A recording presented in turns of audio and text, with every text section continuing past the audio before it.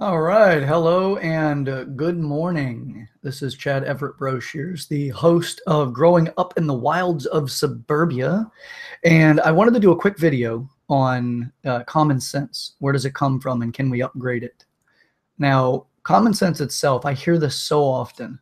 Common sense is based off of a cultural understanding. So that whatever culture you grow up in, there's a specific amount of things that you focus on as far as what's necessary, what's constantly put in your face, the things that you see in the media, uh, TV programs, the basic educations that you've gone through.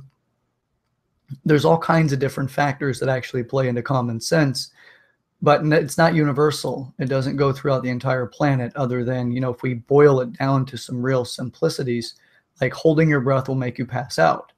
Now, that is common sense and it's universal because it is a physiological law and it can't be unbroken, right? You'll either pass out or die if you hold your breath too long. Most likely you'll pass out, lose the conscious ability of holding your breath and regain breathing, and then later regaining consciousness. So as far as common sense is concerned in that, a lot of people collapse cultural understandings with common sense. So they'll say from their own basis that everybody knows this. Not everybody knows this. Whatever this is, like say everybody knows algebra. Not everybody knows algebra, right? Everybody knows where to put a comma in a sentence. Not everybody knows where to put a comma in a sentence. So everybody knows what a book is. No, not everybody. As soon as you say everybody, you're trying to create the common grounds for all people. But the problem with that statement is that it's not the common grounds of all people unless you've traveled throughout the entire world and you have met with all people. Now, all people can understand that if you hold your breath, you're going to pass out. It's a physiological law, right? But other than that, I mean, hold your breath long enough, you will pass out, right? Not just for a second. But if you hold your breath long enough, you'll pass out. So let's say if you hold your breath and you can make it to 3 minutes, you're likely going to pass out. There's a few people that actually can succeed beyond that, but that's not a common thing. But we could still agree that if you hold your breath long enough, the consequence will be passing out. So that's a common agreement. That's a law of physiology. So as far as people saying you have no common sense or everybody knows this, that's not a truth. It's just not a truth unless it falls into the laws of physiology.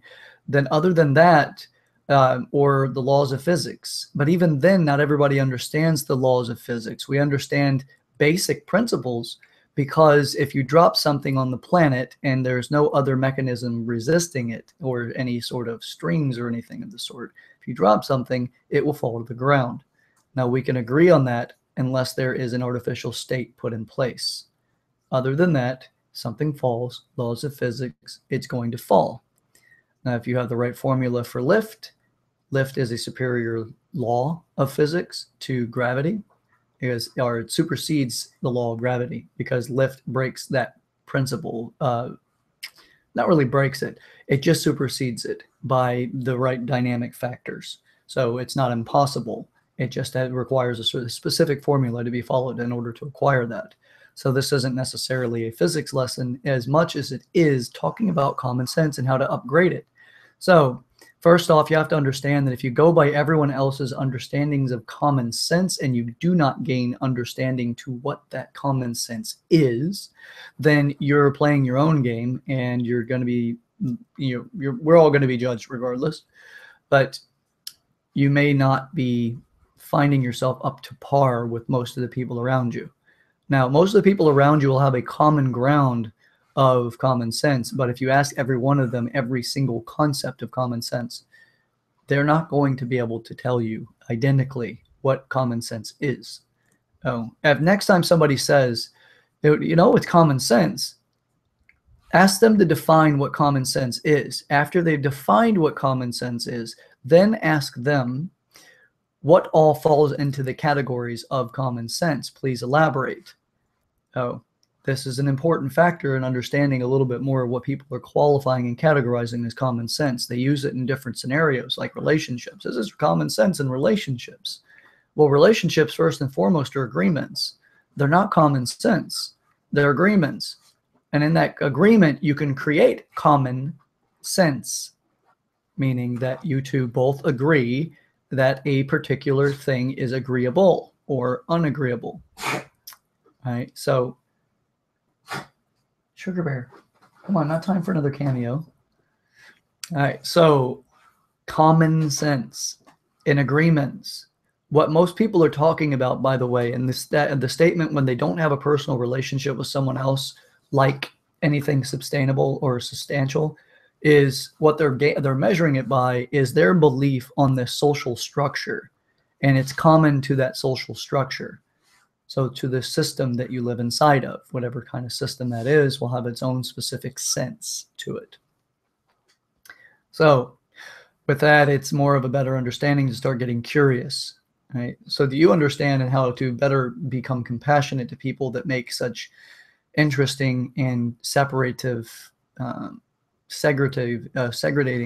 type of statements is, understand that they have different viewpoints on their position and their role. And most of the time they're pushing their own rules off onto you, and they're measuring that. They're using the rules to measure what they call common and then the sense factor, right? So just understand that everybody comes from their own measurements, right? What they do to themselves or how they view themselves is also the way that they'll learn to view and treat you. So if they're quick to judge negatively, they're usually quick to judge negatively everyone, including themselves.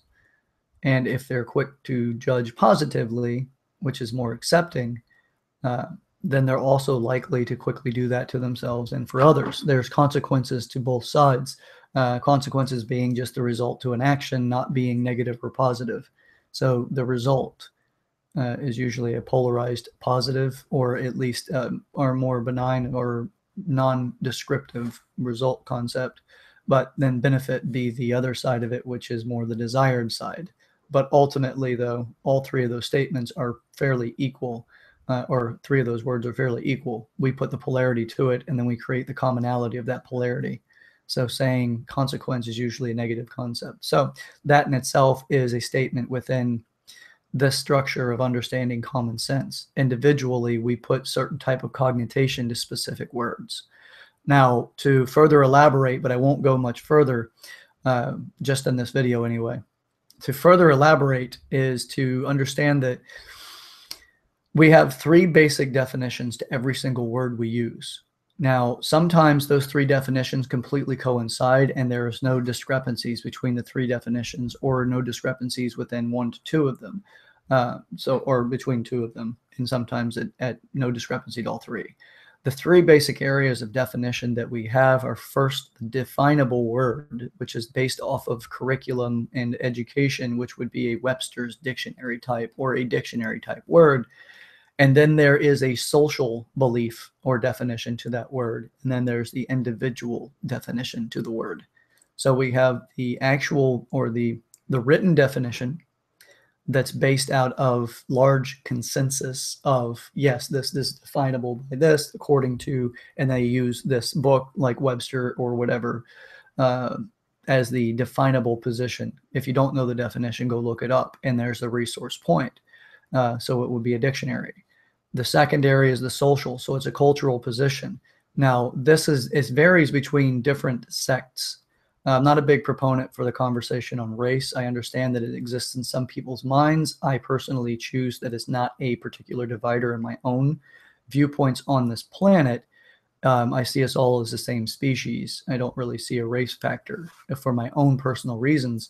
But I do understand that other people do see and make a race factor very real. I choose not to, but I do choose to understand that they do use it.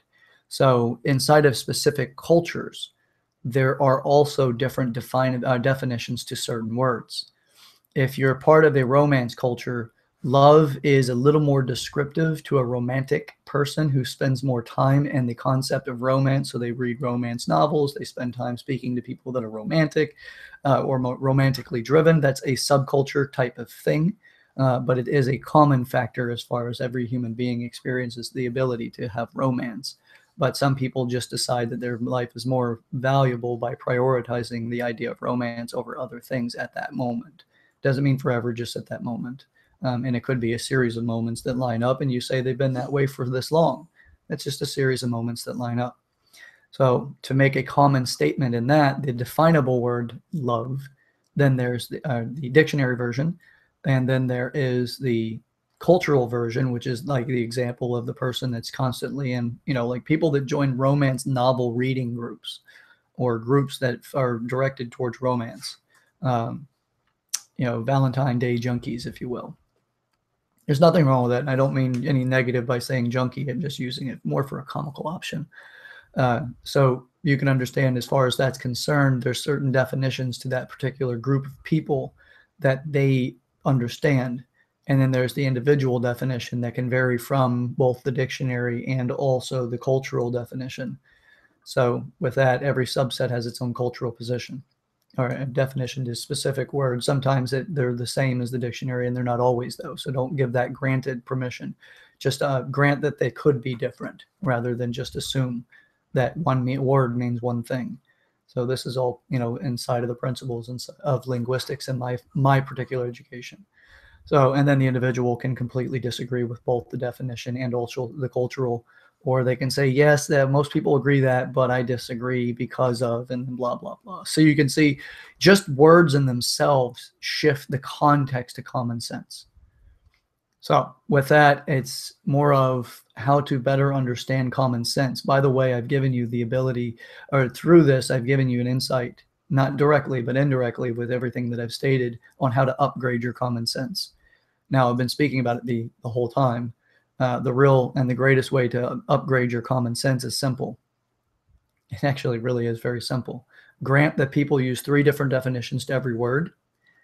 That gives a background to the way that they see the world based off of the definition to every word used in communication and in inspiration.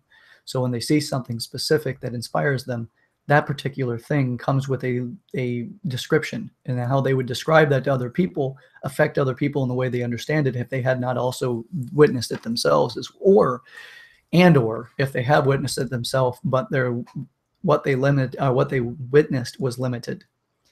So as far as this is concerned, this is how we upgrade, is understanding that people do these things and how to overcome prejudices, because common sense can commonly turn into prejudices, because you'll become something other than part of someone's group if you break any rules of common sense.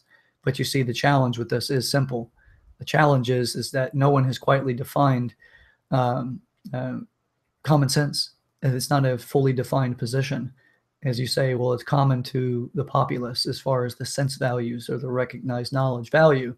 But to what populace are you speaking about? Americans is one large group.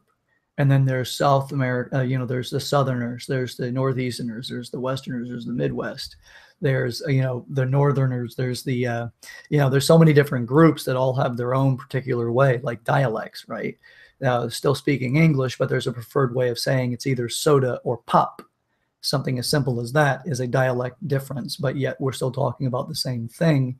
And it's understandable in both cultures. It's just cultural shock when you hear somebody continuously referring to something as pop when you've used the word soda your entire life. At first, it's like, it's odd to hear. And then you get comfortable or used to it and you move forward with it. But it takes a little conditioning to get to that point. Now, you can still use that variable as well as far as a common sense thing, as everybody knows we call it soda. Why are you calling it pop? That's common sense, man. It very well can be as simplistic and as odd as that. So with all of this, I greatly appreciate your time watching this video.